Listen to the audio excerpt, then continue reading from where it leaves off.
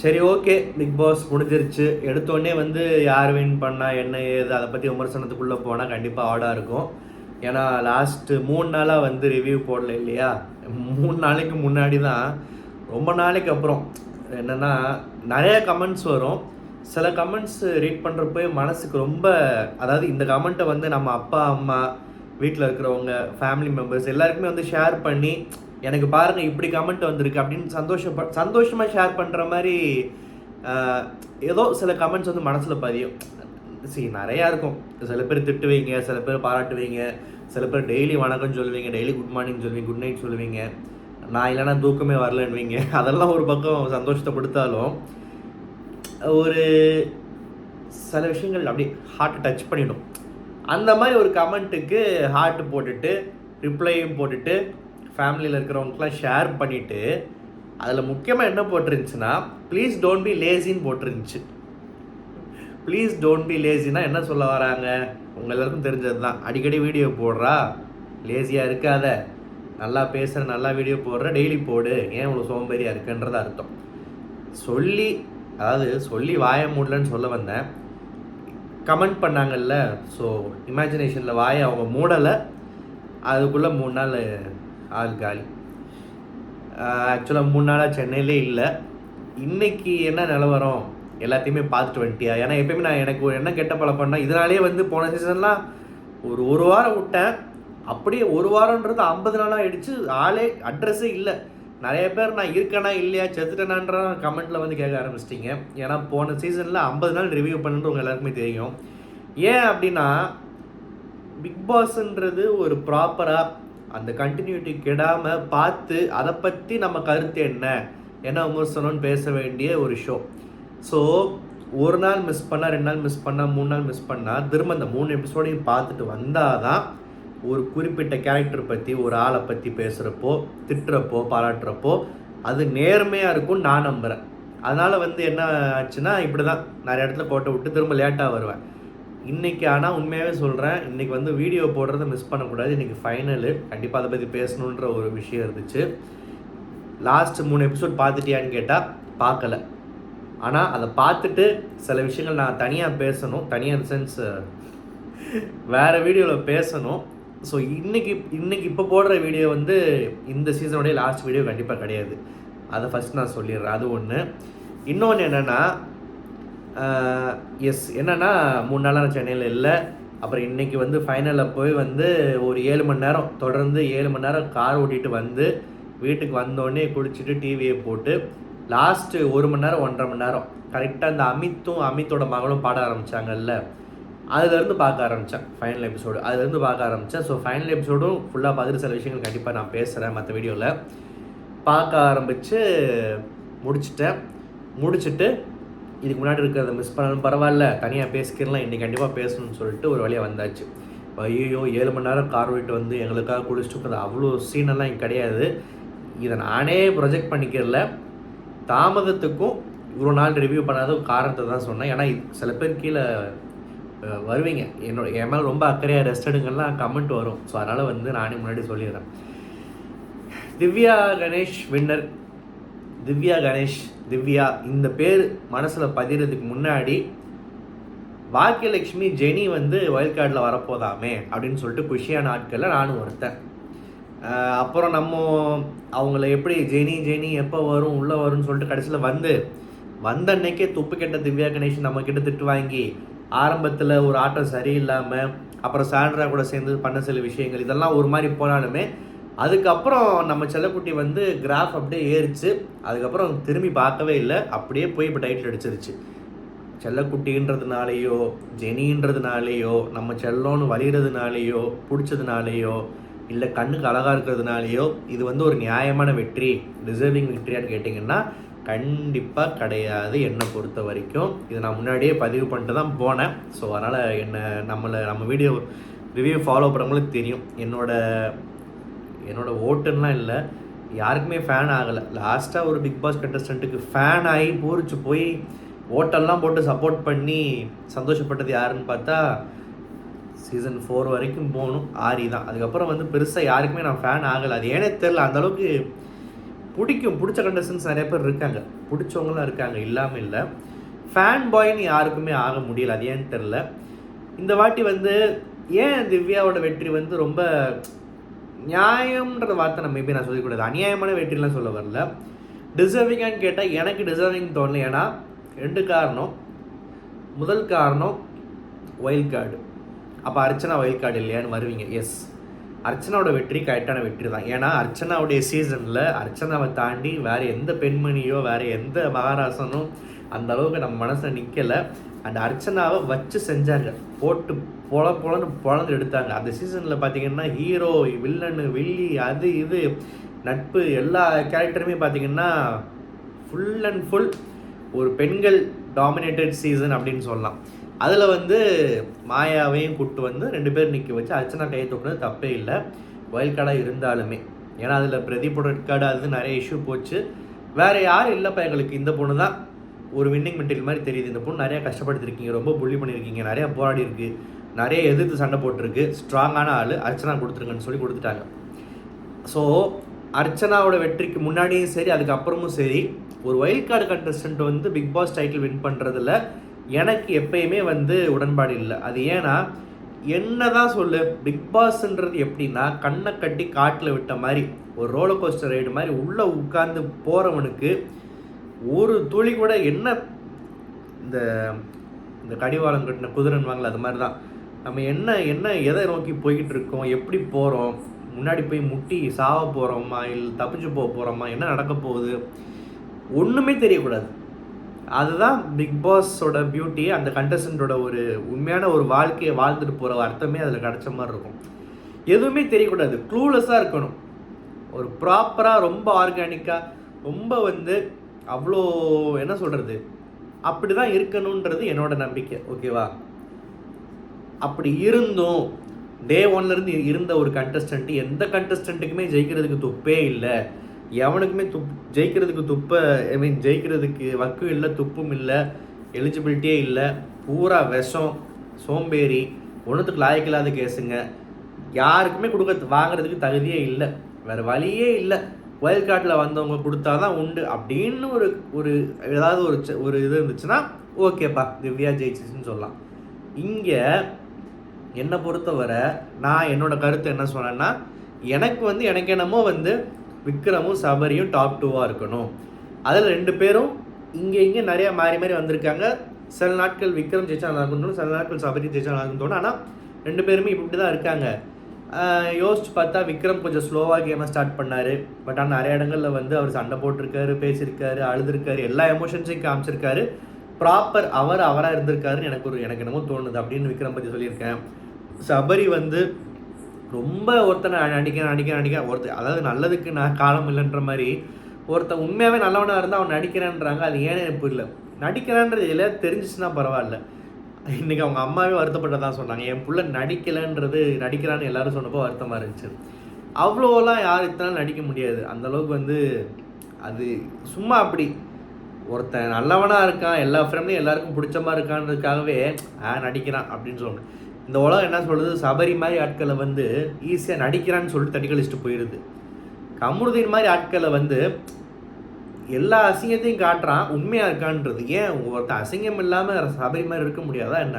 சபரிக்கும் கோவம் வந்திருக்கு, அழுக வந்திருக்கு, எமோஷன்ஸ்லாம் காமிச்சிருக்காப்புல, பார்வதி காமிச்சிருக்காப்புல, வருத்தப்பட்டிருக்காரு நிறைய என்ன சொல்கிறது, சபரி மாதிரி ஆட்கள் இருந்தால் என்ன அதில் ஒரு ஆச்சரியம், நடிக்கிறாங்கன்னு சொல்லணும். இது என்னோட கருத்துன்னு தோணுச்சு. எனக்கு வந்து சபரி ஜெயிச்சாலும் ஓகேன்னு தோணுச்சு. ப்ளஸ் 2 பேருமே டே 1லேருந்து இருக்காங்க. ஸோ அது ஒரு விஷயம். ஸோ கம்பேரிட்டிவ்லி திவ்யான்னு வந்துட்டா திவ்யாவோட ஆட்டத்தில் இவங்க 2 பேரோட அஸ் எ கண்டஸ்டண்ட்டாக சந்தித்த விஷயங்கள், வச்ச கருத்து, பேசின விஷயங்கள், காமிச்ச எமோஷன்ஸு ஒரு ப்ராப்பர் டைட்டில் வின்னிங் மெட்டீரியலான்னு கேட்டிங்கன்னா கண்டிப்பாக அதில் டவுட்டே இல்லை. ஆனால் அட் த காஸ்ட் ஆஃப் ஒரு வைல்ட் கார்டாக வந்து ஒரு சின்ன யார் என்னன்னு ஒரு ஸ்டடியாக ஒரு சின்ன ஹோம்ஒர்க் பண்ணிட்டு வந்த ஒரு கண்டஸ்டன்ட் தான் திவ்யா. அதனால தான் நான் சொன்னேன். இன்னொன்று என்னென்னா, எனக்கு என்னோடய ரிவ்யூ 4-5 வருஷமாக பார்த்தவங்களுக்கு நல்லா தெரியும். எனக்கு எப்பயுமே வந்து ஒரு சீசன்லேயும் வந்து ரித்விகாக்கு அப்புறம் யாருமே பெண்கள் ஜெயிக்க மாட்டுறாங்களே ஒரு ஆண் எவ்வளோ அசிங்கமாக இருந்தாலுமே வந்து சில பேருக்குலாம் கப்பை கொடுத்துட்றாங்களே, ஒரு பொண்ணுங்க ஏன் ஜெயிக்க மாட்டுறாங்கன்னு ஒரு வருத்தம் இருக்கும். சில சீசனில் பொண்ணுங்க தான் ஜெயிக்கும்னு நினச்சி ஆண்கள் ஜெயிச்சிருக்காங்க.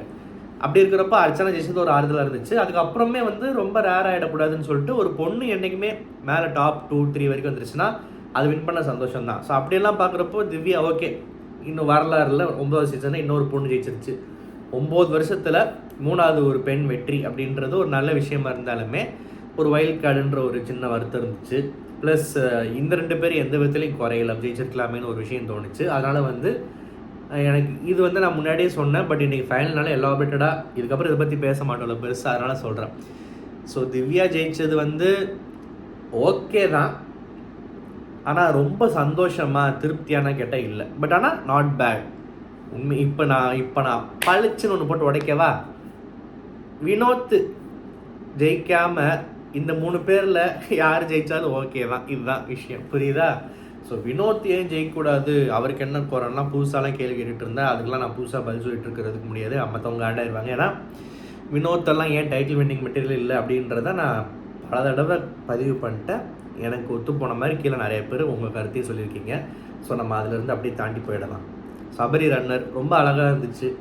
அவருடைய சந்தோஷம், புன்னகை, அழுகை, பிக் பாஸ் பேசுகிறப்போ அவர் காமிச்ச எமோஷன்ஸு எல்லாமே நல்லா இருந்துச்சு. ஒரு பார்த்தா எந்த ஃப்ரேமில் பார்த்தாலுமே நல்ல பையன்ப்பா அப்படின்ற மாதிரி இருந்துச்சு. சபரி வந்து இந்த பாரு காலம் முடிச்சதுக்கப்புறம் கொஞ்சம் கேம் டவுன் ஆச்சு. அப்புறம் திரும்ப மேலே வந்தாப்புல நல்லா விளாண்டாப்புல. நான் ரீசெண்டாக ரொம்ப சபரியை பார்த்து வியந்த விஷயம் என்னென்னா, ஃபைனலிஸ்ட் ஆகப்புறம் தெரிஞ்சும் ஃபைனலிஸ்ட் ஆனதுக்கு அப்புறமும் டைட்டில் கைக்கு வரலான்ற ஒரு தூரத்தில் தான் இருக்கும் அப்படின்ற தெரிஞ்சதுக்கு அப்புறமும் ஒரு பயங்கர மோஸ்ட் ஹேட்ரடோட எவிக்ட் ஆகி ரெட் கார்டு வாங்கிட்டு போன ஒரு கண்டஸ்டன்ட் பார்வதி பேரை சொல்லி இந்த மாதிரி நான் பார்வதி காலை மதிச்சிருக்கேன்றதுக்கு ஃபைனல் வாரத்தில் வந்து மன்னிப்பு கேட்குறதுக்கெல்லாம் வந்து ஒருத்தனுக்கு கட்ஸ் வேணும். ரொம்ப கேல்குலேட்டிவாக, ரொம்ப விவரமாக இங்கே யார் பேரை சொல்லணும், யார் பேரை சொல்லக்கூடாது, யாருக்கு மன்னிப்பு கேட்கணும், யாரை பாராட்டணும், யாரை தட்டி கொடுக்கணும், யாருக்கு அழுகணும், யாருக்காக சிரிக்கணும், இப்படியெல்லாம் பண்ணிட்டு இருக்கணுங்களுக்கு மத்தியில் ஒரு விஷயத்தை யாருமே பார்வதி பற்றி பேசவே இல்லை. யாருமே நீ ஏன் மன்னிப்பு கேட்கலன்னு கேட்கவே இல்லை. உணர்ந்து ஒரு ஸ்டேஜில் ஒரு முன்னாடி நிற்கிறப்போ அந்த மன்னிப்பு கேட்டில்ல, அங்கே நின்ட்டா மனுஷன்ற மாதிரி சபரி உண்மையாகவே சூப்பர் கண்டஸ்டன்ட்டு, கண்டிப்பாக வந்து பாராட்டலாம். அண்டு ரன்னருன்றதில் ஓகே, ரன்னர் சந்தோஷம்தான், பட் வின்னர் கூட ஆயிருக்கலாம். அண்ட் விக்ரமும் அதே மாதிரி தான். ஒரு ஸ்லோவான ஸ்டார்ட், ரொம்ப நாள் விக்ரம்னு ஒரு ஆள் உள்ளே போட்டிருக்காங்களே, ஆளே காணுற மாதிரி தோணுச்சு. பட் இருந்தாலுமே வந்து கொஞ்சம் கொஞ்சமாக விளாட ஆரம்பித்து நல்லா வெளியே தெரிய ஆரம்பித்தார். ஒரு என்டர்டெய்னரானா அவர் திறமையை ஃபுல்லாக அந்த பொட்டென்ஷியல்லாம் காமிச்சாருன்னு கேட்டால் அந்த அளவுக்கு பெருசாக ஒன்றும் பதிவு பண்ணல. பட் ஆனால் ஒரு நல்ல ஒரு ப்ராப்பரான ஒரு வின்னிங் மெட்டீரியல், ஒரு நல்ல கேரக்டர் இருக்குது.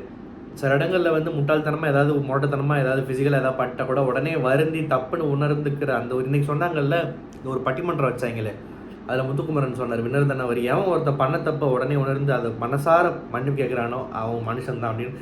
அந்த வகையில் பார்க்குறப்போ எத்தனையோ பேர் ஃபேக்காக சாரி சொல்கிறவங்களாம் இருக்காங்க, ஹோஸ்ட் திட்டாருன்னு சாரி சொல்கிறவங்களாம் இருக்காங்க, சாரி சொல்ல வரப்போ காதை மூட்டு போனால் அதுக்கு கோச்சுக்கிறவங்களாம் இருக்காங்க. அப்படி இருக்கிறப்போ விக்ரம்லாம் படங்களில் ரொம்ப உண்மையாக இருந்திருக்காப்புல. So 3rd place okay, but ஆனால் டாப்பு இருந்திருக்கலாமோன்னு தோணுச்சு. அண்ட் எஸ், இந்த ரெட் கார்டு கண்டஸ்டன்ஸு ஃபைனல்ஸ்க்கு வரலாமா, அது தப்பு இல்லையா அப்படின்னு கேட்குறவங்களுக்கு ஆக்சுவலாக என்கிட்ட பதில் இல்லை. என்னோடய கருத்துன்னு சொல்கிறதுக்கு பதில் இல்லை. பட் நான் என்ன சொல்லுவேன், மகத் ரெட் கார்டு வாங்கினப்போ வந்துட்டு போயிருக்காரு. அப்படி இருக்கிறப்போ இவங்க வரதில் தப்பு இல்லை. ஆனால் பிரதீப் ஆண்டனி ரெட் கார்டு வாங்கிட்டு போனப்போ திரும்ப வரல. இதில் என்னென்னா, பிரதீப் வந்து ரெட் கார்டு வாங்கின காரணம் ரொம்ப வெளியே கான்ட்ரவர்சியாக பேசப்பட்டுச்சு. பிரதீப்புக்குன்னு சில கேரக்டரில் சில பிரச்சனைகள், வே ஆஃப் கம்யூனிகேஷனில் ஒரு பிரச்சனைகள், எப்படி நடந்துக்கிறார் ஒரு இடத்துல அப்படின்றதில் இவர் நம்ப முடியாது, ரொம்ப அதிக பிரச்சனைகளை பண்ணுவார்ன்ற மாதிரிலாம் வந்து சில விஷயங்கள் இருந்துச்சு. ஆனால் இந்த உமன் விஷயத்தை வச்சு கொடுத்து தப்புன்ற மாதிரி சொன்னாங்க. ஆனால் அதை தாண்டி ஏன் அந்த அளவுக்கு போனாங்க? உண்மையாக அவர்கிட்ட வேறு என்ன பிரச்சனை இருந்துச்சு? அப்படியே ரெட் கார்டு கொடுத்துருந்தாலுமே ஃபைனல்ஸில் கூப்பிட்டு உட்கார வைக்காத அளவுக்கு அந்த அளவுக்கு கூட தகுதி இல்லாத கண்டஸ்டண்ட்டாக ஆயிட்டாரா, இல்லை அவர் வரலையா? பிகாஸ் அவர் உள்ளே இருக்கிற கேம் பிளே ரசிக்கும்படியாக இருந்தாலுமே நிறைய இடங்களில் வந்து ஒரு அன்பிரடிக்டபுளாக, ஒரு அன்சர்டனிட்டியோட இருந்த கண்டஸ்டன்ட் மாதிரி தான் தெரிஞ்சார். அவர் பேசின சில வார்த்தைகள்லாம் வந்து நம்ம இப்போ இப்போ திரும்ப அவரை பற்றி பேசுனால அவர் ஏன் போனார், அவர் எப்படிப்பட்டவர், நிறைய பேர் கீழே பேச ஆரம்பிப்பாங்க. அந்த விமர்சனம் போய் பார்த்துக்கோங்க. அவர் வந்து போன காரணம் தப்பு தான் தவிர போனதுக்கு நிறைய காரணங்கள் இருக்கலாம். அதை பற்றி நம்ம நிறைய பேசியிருக்கோம். ஆனால் அவரை திரும்ப கூப்பிடவே இல்லை அவராக வரலையான்னு தெரில. அப்படி பார்க்குறப்போ ரூல்ஸில் எதுவும் மாற்றமா இல்லை இவங்களுக்கு மட்டும் ஸ்பெஷலாக என்னன்னு தெரில. இப்போது இவங்களை எடுத்துக்கிட்டிங்கன்னா பார்வதி வந்து ஓகே, நான் இப்போ இதை பற்றி பேசணுன்னா பார்வதி பண்ணது தப்பா, கமருதீன் பண்ணது தப்பா, இதுக்குள்ளே போக முடியாது. அதனால் நான் கட் பண்ணிக்கிறேன். ரொம்ப டைவர்ட் ஆகி ஃபைனல்ஸை தாண்டி இதை பற்றி பேச ஆரம்பிச்சிருவேன். ரெக்கார்டு வாங்கிட்டாங்க, போயிட்டாங்க, ஓகே. நான் என்ன சொல்கிறேன், பார்வதி எங்கேயுமே வந்து வெளியே இன்னும் முகத்தை காட்டலை, ஓகேவா? நம்ம ஊரில் டக்குன்னு வந்து அவ்வளோ பெரிய தப்பு ஒன்றும் பண்ணலை. ஒரு கேமில் வந்து எல்லாருக்கும் முகம் சொல்லிக்கிற மாதிரி சில விஷயம் பேசிச்சு பண்ணிச்சு, ஹேட்டடு சம்பாதிச்சு போயிடுச்சு. பட் அதுக்கு முன்னாடி இந்த கேமே அதான் ரன் பண்ணிக்கிட்டு இருந்துச்சு. இந்த மாதிரிலாம் நிறைய பாசிட்டிவ்ஸ் இருக்குது, நெகட்டிவ்ஸ் இருக்குது. இருந்தாலுமே நம்ம ஊரில் வந்து அவ்வளோ சீக்கிரம் ஏற்றுக்க மாட்டாங்கல்ல. ஆனால் கமருதீன் பண்ண செயல்கள், கமருதீனோட பேச்சு, கமருதீனோட வயலன்ஸு, ரவுடித்தனம், அந்த தனம் இந்த தனம், திரும்ப அந்த வார்த்தைகள்லாம் பயன்படுத்த விரும்பலை. எல்லா தனத்தையும் பண்ணிவிட்டு கமருதீனுக்கு ஒரு ஊர்வலம் கொடுத்தாங்க பாருங்கள், ரிசப்ஷனு. அது வந்து அதை உண்மையாகவே அதை பார்க்குறப்போ எனக்கு என்ன தோணுச்சோ, கீழே கமெண்ட் செக்ஷன் பார்த்தா சில சில சில அறிவு உள்ள 6 அறிவு உள்ள பெண்கள் சில பேர், oh my God, this is dangerous to the society, இதெல்லாம் பார்க்குறதுக்கே பயமாக இருக்குன்னாங்க. அப்போ தான் தோணுச்சு, பரவாயில்ல நம்மளை மாதிரி சில ஜீவன்கள் இருக்குன்னு சொல்லிட்டு. அதை பார்க்குறப்போ ஆச்சரியமாக இருந்துச்சு, என்ன எனக்கு புரியலையே அப்படின்ற மாதிரி. ஸோ அப்படி ஒரு வரவேற்பு வெளியே கிடச்சிருச்சு, இல்லை காசு கொடுத்தோ இல்லை ஸ்கூட்டர் சேர்த்தோ என்னமோ நடந்துருச்சுல. அதுக்கப்புறம் வந்து ரெட் கார்டு வாங்கிட்டு போயிட்டா வாழ்கிறதுக்கே தகுதி இல்லைன்னுலாம் சொல்ல முடியாது. ஷோக்கு வந்து உட்காந்து 2 பேரும் ஒன்றா சேர்ந்து வீடியோ போட்டு உட்காந்து பேசுனது நல்லா இருந்துச்சு. அண்டு நான் முதல் முறையாக 2வது முறையான்னு தெரியுதுக்கு முன்னாடி எப்போ பாராட்டினே தெரியல, பாராட்டுற அளவுக்கு ஒன்றும் இல்லை அவர்கிட்ட. பட் இன்றைக்கி நான் கமருதீனை ஒரு விஷயத்தில் பாராட்டணும். எத்தனையோ பேர், இந்த திவ்யா உட்பட, திவ்யாலாம் எந்த முகர்கட்டையை வச்சுக்கிட்டு வெளியே போனோடனே நீ வந்து காம்ப்ளான் குடிச்சிட்டு இன்னும் நீ வளரணுண்டா, நீ ஒரு குழந்தடா, ஆனால் பார்வதி கூட மட்டும் சேராதடான்னு சொல்லி அமைச்சிச்சுல, அதெல்லாம் ரொம்ப தப்பு. அப்போ ஒரு நரேட்டிவ் செட் பண்ணாங்க, அதை பற்றி நிறைய பேசிட்டேன். அதெல்லாம் தாண்டி அதையெல்லாம் பொய்யாக்கி அதையெல்லாம் டம்மியாக்கி எனக்கு அந்த பொண்ணு உள்ளே நின்றுச்சு, என் கூட நின்றுச்சு, நான் அந்த பொண்ணு கூட நிற்பேன் அப்படின்னு சொல்லி பார்வதி கூட சேர்ந்து வீடியோ வெளியிட்டதும் சரி, விஜய் டிவி இன்ஸ்டாகிராம் பேஜில் ஒன்றா உட்காந்தது. பார்வதிக்காக வந்து விஜய் சேதுபதி எல்லா கண்டஸ்டன்ஸும் ஒரு கேள்வி கேட்குறப்போ பாருக்கா நான் கேட்குறேன்னு சொல்லி கேட்ட கமருதீனை வந்து நல்லா இருந்துச்சு பார்க்குறதுக்கு. இதுதான் உண்மை. சில பேர் சொல்கிறாங்கல்ல உண்மையான முகம், இது உண்மையான முகம்னு நான் நினைக்கிறேன். ஏன்னா கமருதீன் நினச்சிருந்தா நம்ம ஒரு ஆம்பளை, நம்ம என்ன பொறுக்கித்தனம் முளை மாதிரித்தனம் ரவுடித்தனம் பண்ணாலுமே நம்மளை இந்த உலகம் ஏற்றுக்கிருச்சு, நம்மளை நல்லா வரவேற்கிறாங்க, நம்மளை வந்து பாராட்டுறாங்க, பார்வதியால் தான் நீ கெட்டன்னு ஒரு நரேட்டிவ் செட் பண்ணி விஜய் டிவி நம்மளை காப்பாற்றி விட்டுருச்சு, நம்ம இந்த பேரை வச்சுக்கிட்டு கமுக்கமாக உட்காந்து நம்ம பிஸ்னஸை பார்ப்போம், அடுத்து நடிகன் ஆகிறதுக்கு ஏதாவது முயற்சி பண்ணுவோம் அப்படின்னு சொல்லிட்டு நினச்சிருக்கலாம். ஆனால் எந்த பார்வதியை ஒதுக்குனா உன் லைஃப் நல்லாயிருக்கும், நீ பெரிய கிழிச்சிருவேன்னு சில பேர் வந்து இஷ்டத்துக்கு பேசுனாங்களோ, அவங்க சுட்ட வடையெல்லாம் வந்து அது வடைன்றதை சுட்டி காமிச்சு, நல்லா இருக்குல்ல, அவங்க சுட்ட வடையெல்லாம் அது வடைன்றதை சுட்டி காமிச்சு, இல்லை சுட்டியா, சரி ஓகே விடுங்க, நல்லா இல்லை, ஓகே, எஸ், அந்த கமருதீன் வந்து பார்வதியை உள்ளே எப்படி நாங்கள் ஒன்றா இருந்தோம், எங்களுக்குள்ளே ஒன்று இருந்துச்சு, அது தொடருதா இல்லையான்னு எனக்கு தெரியாது. பட் அந்த பொண்ணால் நான் ஒன்று கெட்டுற மாட்டேன், அந்த பொண்ணு என் கூட தான் பழகுவா அப்படின்றதுல பதிவு பண்ண ஒரு விஷயமா இன்னைக்கு கமருதீன் பண்ணது எனக்கு பிடிச்சிருந்துச்சு. ஸோ எனக்கு கமருதீன் பார்வதி வந்தாங்கன்றதை விட பார்வதி வேணும்னே லேட்டாக சில வரக்கூடாதுன்னு இருந்தாங்க போல், கன்வின்ஸ் பண்ணி வர வச்சிட்டாங்களா என்னன்னு தெரில, லேட்டாக வேறு வந்தாங்க. அந்த பார்வதியோட என்ட்ரன்ஸ் மட்டுமே தனியாக இருந்துச்சு. அதுக்குமே அது ஃபைனலில் அது ஒரு மொமெண்ட்டாக இருந்துச்சு. ரெட் கார்டு கொடுத்ததெல்லாம் என்னடான்ற மாதிரி கடைசியில் சாண்ட்ரா கட்டி பிடிச்சி அப்படியே உறவட ஆரம்பிச்சிட்டாங்க. இதை பற்றி என்ன சொல்கிறேன்னு தெரில, பேசுவோம். பப்ளிக் ரியாக்ஷன்ஸ்லாம் எப்படி இருக்குன்னு பார்த்துட்டு நம்மளோட என்னோட கருத்தெல்லாம் சொல்லிட்டேனே. ரெட் கார்டு கொடுத்துட்டாப்புல வாழ்கிறதுக்கே தகுதி இல்லைன்னு ஆயிருமே, என்ன கூப்பிட்றாங்க வந்துட்டாங்க, முடிஞ்சிருச்சு. 2 பேரும் சேர்ந்து இருந்தது எனக்கு பிடிச்சிருந்துச்சு. கமருதீன் வந்து மற்றவங்க பேச்சை கேட்காமன்னு இல்லை, அவர் எப்பவுமே கேட்க மாட்டார் நல்லது கெட்டது இருந்தாலுமே. பட் இந்த ஒரு கெட்ட அட்வைஸை கேட்காம எனக்கு என்ன தோணுதோ அதை பண்ணுறன்ற மாதிரி பண்ணது எனக்கு பிடிச்சிருந்துச்சு. ஸோ இந்த 2 பேரும் சேர்ந்து இருந்தது எனக்கு பிடிச்சிருந்துச்சு.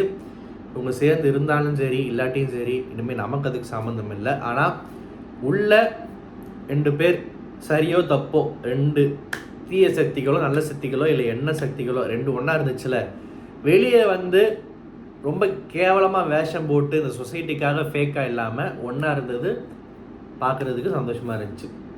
இப்போ எல்லா கண்டஸ்டன்ஸும் விஜய் சேதுபதி கிட்ட கேள்விலாம் கேட்டாங்க. அதெல்லாம் எழுதி கொடுத்த கேள்வி மாதிரி தான் இருந்துச்சு. அவருக்கு மைலேஜ் ஏற்றணுன்ற மாதிரி. ஆனால் எல்லா வாட்டியும் வருஷம் நடக்கிறது தான். பதிலுக்கு அப்புறம் பட்டிமன்றம் நடத்துனாங்க, அதை நான் பார்த்தேன். அது எனக்கு மாக்காப்பான்ற ஆங்கர் வந்து எப்போ லாஸ்ட்டாக சிரிக்க வச்சார் என்னெல்லாம் எனக்கு தெரில. அவர் எப்போ பேசினாலுமே எனக்கு சிரிப்பு வராது, எப்போ ரொம்ப ரேரு தான். இந்த வாட்டியும் மொக்கையாக தான் இருந்துச்சு.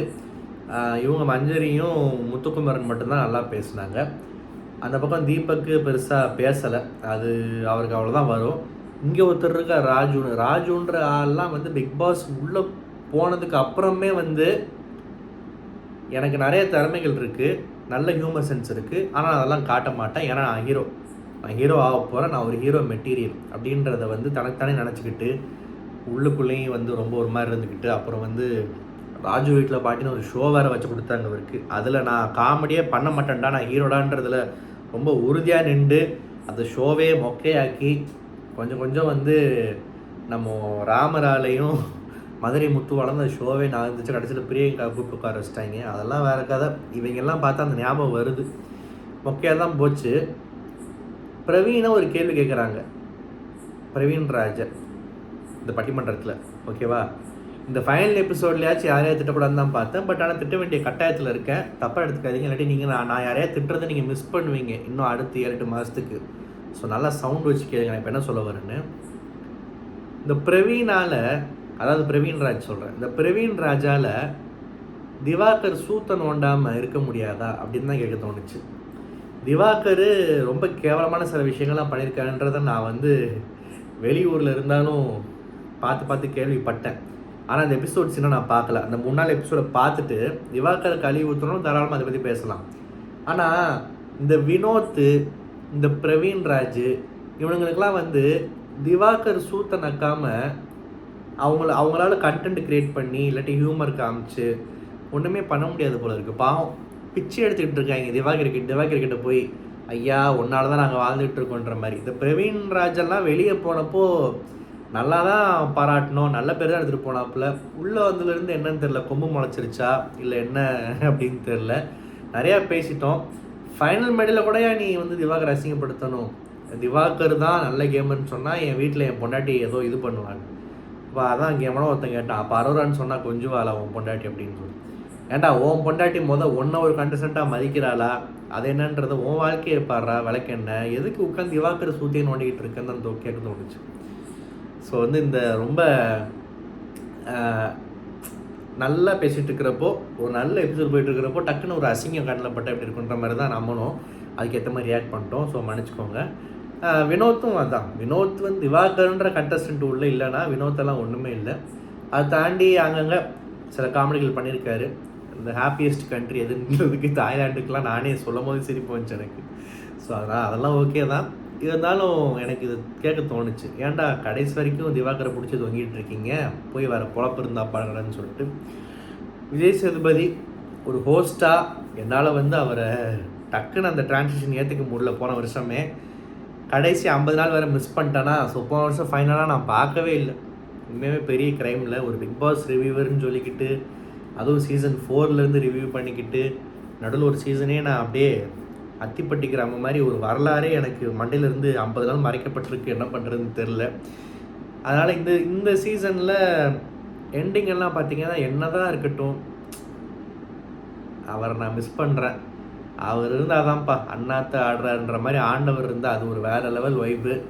இவர் ஒன்றும் இல்லை, விக்ரம் வந்து 3rd பிளேஸுன்னு அனௌன்ஸ் பண்ணி பேசிட்டு இடத்துக்கு போக சொல்கிறாங்க.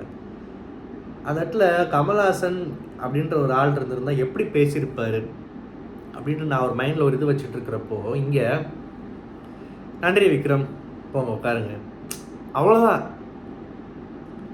வின்னருக்கே பாருங்கள், ஒரு ஏதோ ஒரு மொமெண்டம், ஒரு ஜாஷ், ஏதோ சம்திங் மிஸ்ஸிங். இப்போ கமல் அவர் ஹோஸ்ட் பண்ணுறப்போ இந்த கையை பிடிச்சி இப்படி பண்ணுறதுலேயே வந்து அங்கே அவரோட ஹியூமர் சென்ஸை காட்டுவார். ஏதோ பிடிச்சிருக்கிற மாதிரி பண்ணுவார், ஏதோ சில விஷயம்லாம் பண்ணுவார். அடிக்கடி முன்னாடி பார்த்தவங்களுக்கு ஞாபகம் இருந்தால் ஞாபகம் இருக்கும் கண்டிப்பாக. இப்படின்னுவார், டக்குன்னு இப்படின்னுவார். இவர் நம்ம இந்த என்ன சொல்கிறது, ஏதோ ரன்னிங் ரேஸ் ஓட்ட பண்ண மாதிரி டக்குன்னு மெடலை கழுத்தில் போட்டுவிட்ட மாதிரி வின்னர் இஸ் திவ்யான்னு கத்திட்டு போயிட்டார். ஓகே, நம்ம என்ன அடுத்த வருஷமாக அவர் தான், நம்ம பார்த்து பழகிக்க வேண்டியது தான்.